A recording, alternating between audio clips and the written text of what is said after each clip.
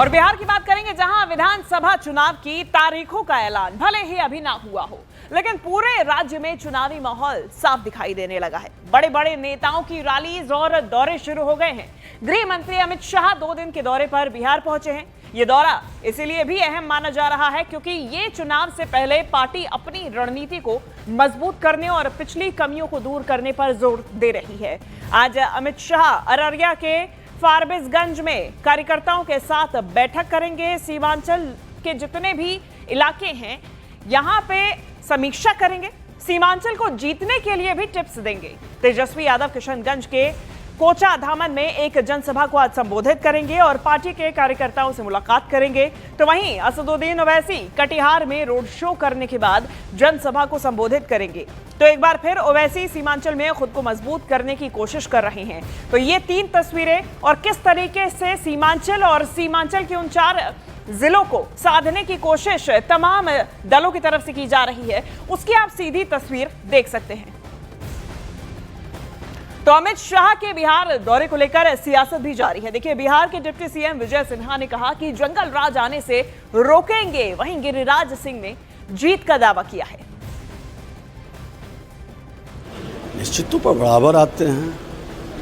हमारे पार्टी के वरिष्ठ नेता हैं, पूर्व राष्ट्रीय अध्यक्ष हैं, गृह मंत्री जी हैं, प्रधानमंत्री, गृह मंत्री जी का, राष्ट्रीय अध्यक्ष का, राष्ट्रीय संगठन महामंत्री, ये लोग आते हैं। चुनावी वर्ष है, कार्यकर्ताओं को मार्गदर्शन देना, उत्साहित करना और बिहार के अंदर जंगल राज रोकने के लिए फिर से बिहार अराजकता का शिकार न हो, इसके लिए सब कार्यकर्ताओं को संकल्पित होकर एनडीए की फिर से सरकार बने, इसके लिए उनका जो मार्गदर्शन है निश्चित तौर पर कार्यकर्ता को उत्साहित कर।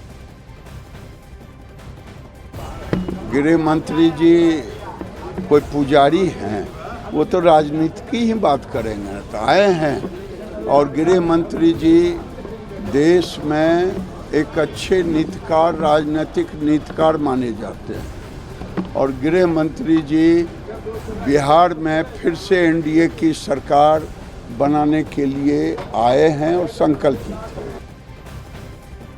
तो उधर तेजस्वी यादव आज किशनगंज के कोचा धामन में एक जनसभा को संबोधित करेंगे और पार्टी के तमाम कार्यकर्ताओं से मुलाकात करेंगे। तेजस्वी अपने पारंपरिक वोटर्स को साधने की कोशिश कर रही हैं। अररिया, किशनगंज, पूर्णिया और कटिहार जैसे जिले लंबे समय से महागठबंधन, खास करके आरजेडी और कांग्रेस का गढ़ रहे हैं। ये हम सीमांचल की बात कर रहे हैं और इसे आप समझिए, ये जो जिले हैं ये इनका गढ़ रहे हैं। ऐसे में इस बार भी तेजस्वी एंड महागठबंधन अपने से गढ़ को अपने पास रखने की कोशिश करेगी और ऐसे में यहाँ पे अपने जो वोटर्स हैं उनको एक बार फिर से अपने गुट में शामिल करने, अपने पाले में लेने की कोशिश जारी है। अब चाहे वो रैली के माध्यम से हो, जनसभा के माध्यम से हो, ये तमाम कोशिशें चाहे महागठबंधन की, कांग्रेस की हो या फिर आरजेडी की हो, इनकी कोशिश लगातार यही है। तो वहीं एआईएमआईएम के अध्यक्ष असदुद्दीन ओवैसी भी बिहार मिशन पर हैं। यहां पे सीमांचल के पूर्णिया, कटिहार, किशनगंज और अररिया जिले की सीटों पर ओवैसी की नजर बनी हुई है। 2020 के विधानसभा चुनाव में उन्होंने अररिया, किशनगंज और पूर्णिया से कुल मिला के 5 सीटें जीती थी। 20 पे चुनाव लड़ा था, 5 सीटें जीती थी और आरजेडी को एक बड़ा झटका दिया था। अब ओवैसी के सामने एक बार फिर से नई चुनौती है। जन स्वराज पार्टी बनने के बाद इस बार सीमांचल में विधानसभा चुनाव का समीकरण काफी बदल गया है और इसीलिए एआईएमआईएम आरजेडी से गठबंधन की फिराक में है ताकि सियासी जमीन को और भी ज्यादा मजबूत किया जाए।